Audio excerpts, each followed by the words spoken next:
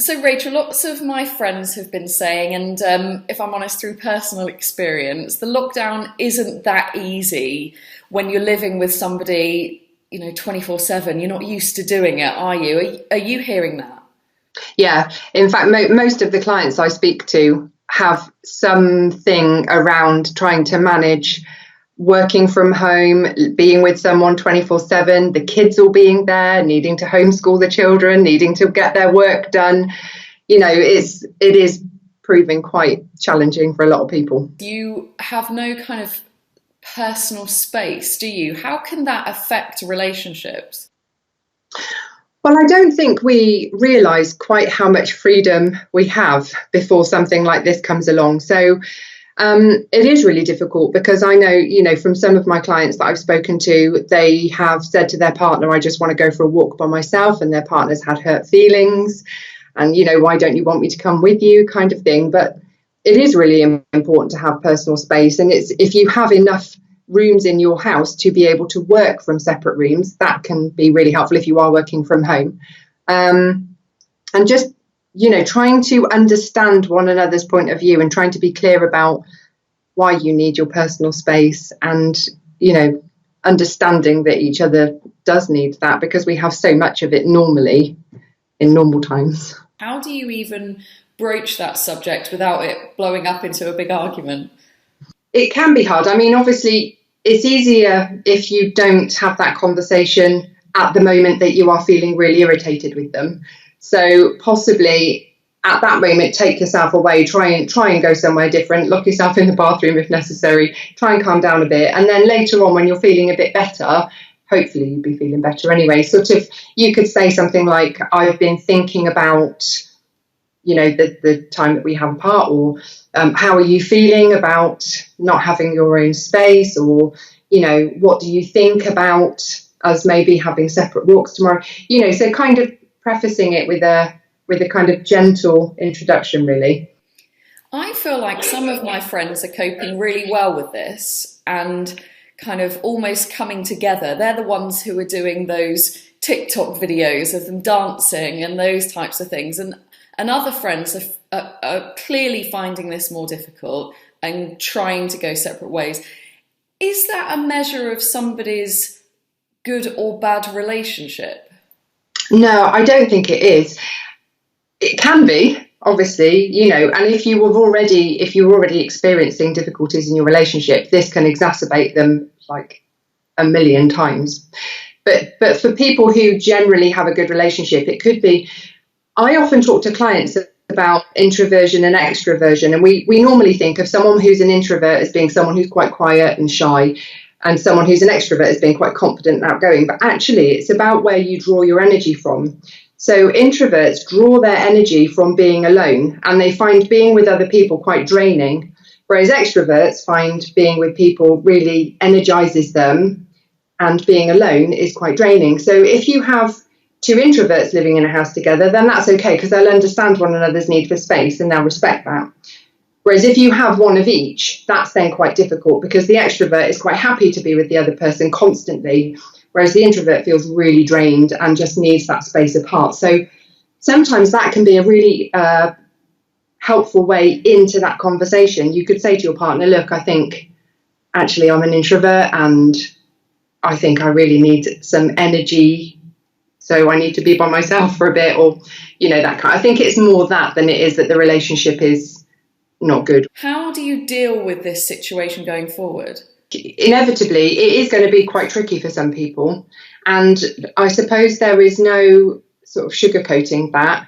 It has to be about communication. It has to be about explaining how you're feeling and owning your feelings. So it's not about blaming the other person. You're in my space all the time. You're getting on my nerves. Why are you always there every time I turn around? It's not about attacking somebody. But that's where things can kind of go awry a little bit. I think it is about saying, look, I'm finding it really difficult to not have any space by myself. It's nothing, it's not you. It's not your fault. I just really need some time to recharge. So it's about considering their feelings, so talking to them in a kind way, thinking about how they're feeling about things, but trying to express how you're feeling without attacking or accusing or anything. I mean, that's that's really the heart of the matter, is the communication.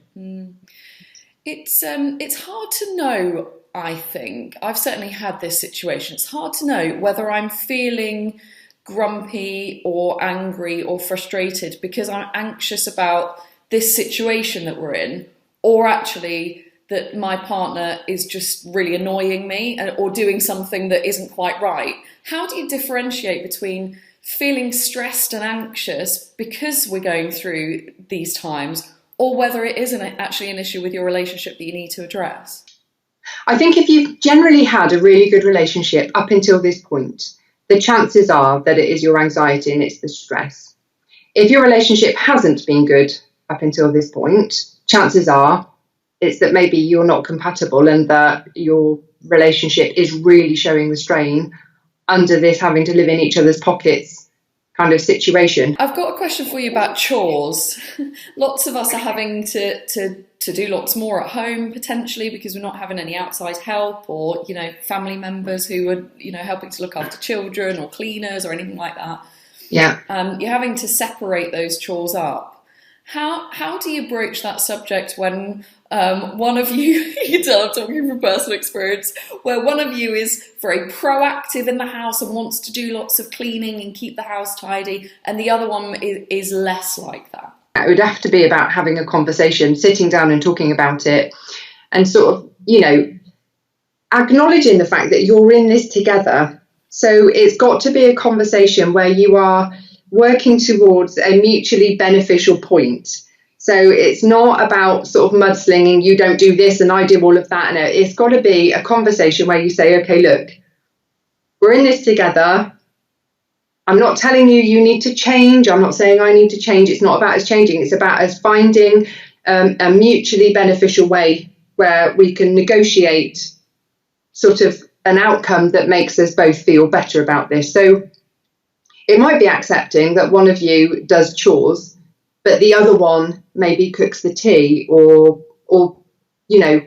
looks after the kids for a bit longer if you've got children or something like that. So kind of, because some people just aren't good at doing chores and have never particularly liked doing chores, and it might be that they have to put up and shut up and kind of get on with it, or it might be that you can negotiate another way forward. But it is about reaching a goal where you are both feeling better about that. It's about working together rather than arguing. What's it like for you at the moment? Because presumably most of your meetings would be face-to-face and you're not able to do those at the moment, but I guess it's important to keep those meetings up. Are you doing a lot of them like this over Skype or using technology? When this all came out, I emailed everybody that I had booked in and I said, look, we can't do this. I'm offering 3 things at the moment. So I'm offering video sessions, I'm offering telephone sessions, and I'm offering instant messaging sessions. So I've been using I've been working as an online counsellor for about 5 years now. So I'm quite experienced in that. I think for some people who've not done it before, it's quite difficult. And actually, I'm sort of working in a range of those. It's actually quite nice to have that range of different methods. And it's quite nice to see people adapting and still coming to their sessions. The difficulty at the moment is not finding the privacy to have your session. So say, for example, if someone is coming to see me because they have relationship issues, it can be really difficult for them to find that space where their partner's not going to overhear the session, and obviously they need the sessions even more if they have relationship issues, and this is kind of exacerbating things. But that's where instant messaging is quite good, because nobody can overhear that. And the platform that I use, I use Skype or I use a platform called VC, and the messages are encrypted and they just delete afterwards, so no one can find them. It's a very difficult time, isn't it, to be going through, and there will be feelings of anxiety. Is there any advice for people who are suffering with that, of ways you can deal with it? Yeah. Well, one of the things that I was actually speaking to somebody about last week was this analogy of going with the flow, as if you're in a river. So a lot of people find themselves trying to swim against the current, and they're getting really frustrated, and it's absolutely exhausting, and they're using the energy fighting against what is inevitably something they actually have no control over. Whereas they could be using that energy more productively. So I think it's about acceptance to begin with. It's accepting that we are in this situation.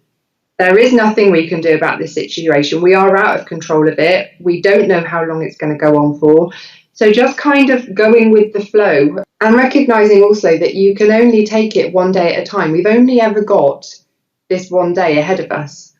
We don't need to kind of project our thoughts into the far distant future and say, oh my God, like what if we're still doing this in September? And you don't need to wind yourself up like that. You just have to concentrate on the one day that you have ahead of you. So if we're having a lot of negative feelings in this situation, how can we cope with that?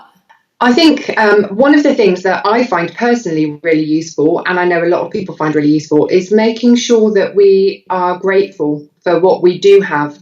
Because I think a lot of us tend to focus on the negatives and focus on everything we don't have now, and we have to queue up at the supermarket and we can't go and see our friends, and we're focusing on all the negatives where actually there are still loads of positives.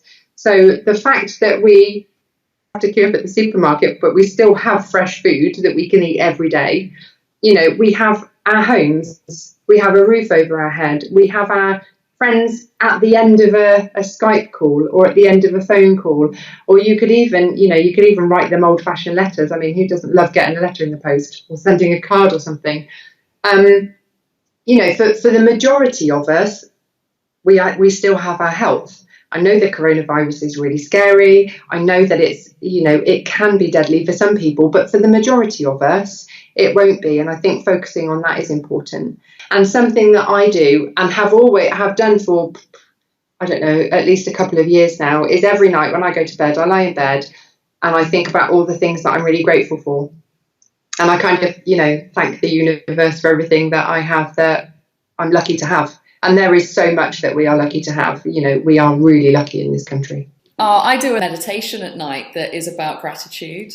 And that's the same thing. It's thinking, and it reminds you to think of one thing in your day that you're grateful for. And it can be, you know, it can be a lovely cup of coffee, or it can be walking your dog, or, you know, a smile from a stranger. And that really helps me, actually. So that's kind of what you're saying, I guess, isn't it?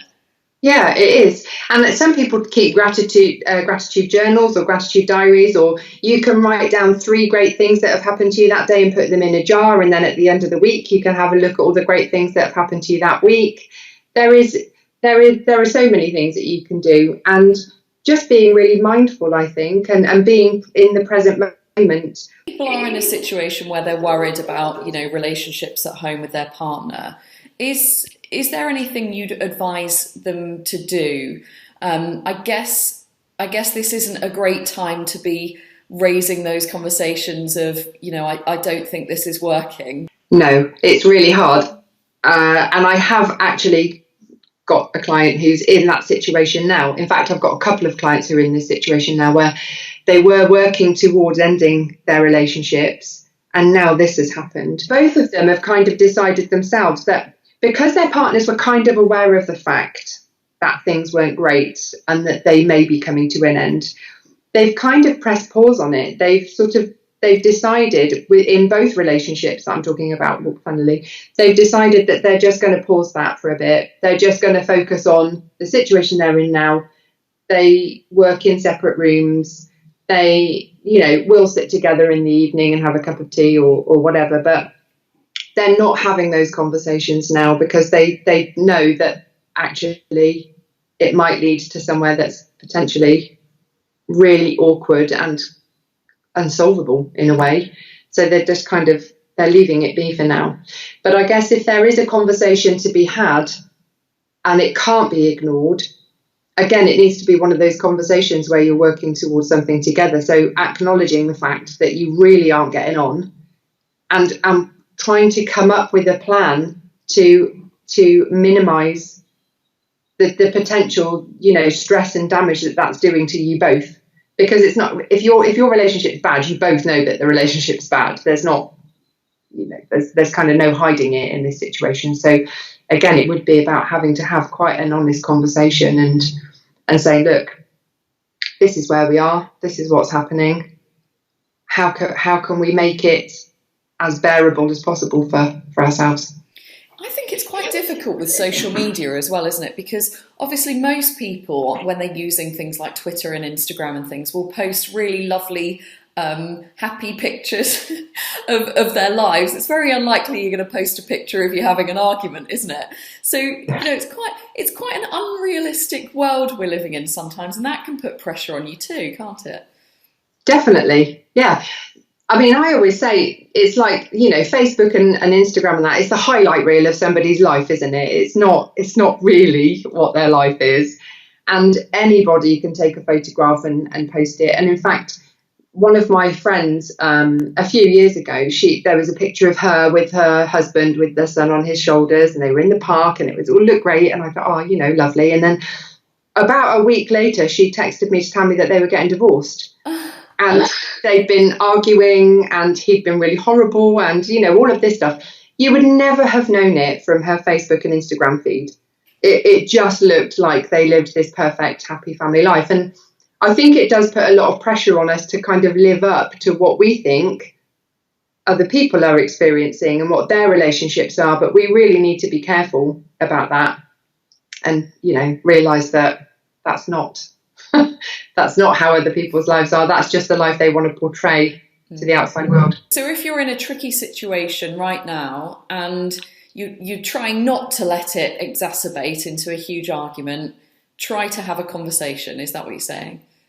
Yeah, try to have a conversation when things are feeling calmer. So not in the heat of the moment. Try to take ownership of how you're feeling without blaming the other person. Try to agree at the beginning of the conversation that you are reaching, you're negotiating something so that you're reaching a goal that you can both live with. There are ways of having a conversation, not necessarily if you're going to split up, but if things are really difficult. There's a couple of things you can try. One of those is active listening, which is basically where you give the person the chance to say everything that they're feeling, and then the way that you've understood it, you repeat it back to them. So if they say, I'm feeling as though I don't have any privacy, I feel quite suffocated, I feel like I don't have any space to myself, and I'm finding it really difficult, I'm really struggling with it, it's making me feel more stressed. The other person then repeats back, I understand that you're feeling like you don't have enough space. I understand it's making you feel more stressed and that you could. And that helps both partners because it means that the partner who's reflecting back has actually heard themselves saying it, so they've understood it better. And the person who said it initially feels better because they feel heard and understood. So that's a really good way of doing that. And you can, there's an exercise that some couples counsellors do. I don't personally do this exactly in this way, but you can hold something, like a talking stone or whatever it might be. And when you're holding that stone, that's your opportunity to talk. So you could sit and hold that stone for 10 minutes and tell them everything you're feeling, again, not accusing them, but what you're feeling. And then they have to listen, and then you swap, they hold the stone or whatever. And then they get their chance to say how they're feeling, and each of you reflects back what you've heard. So that can be quite a controlled way of having that conversation if you are able to do that, and it enables you both to understand one another better and feel more understood. So just finally then, if people are struggling and they need advice, is there anywhere that they can go at the moment and anything they could do to help them through this? Yeah, depending on what they're struggling with. If we're talking about relationships, the Relate website is really good. There's a lot of stuff on the NHS. And if finances aren't an issue, then I would recommend talking to a counsellor, talking to other people even, if you're struggling, talking to friends, family. Great advice. Rachel, thank you so much for speaking to me. You're more than welcome. And links to help and advice are in the video description, as well as the National Domestic Abuse Helpline, which is 0808 2000 247.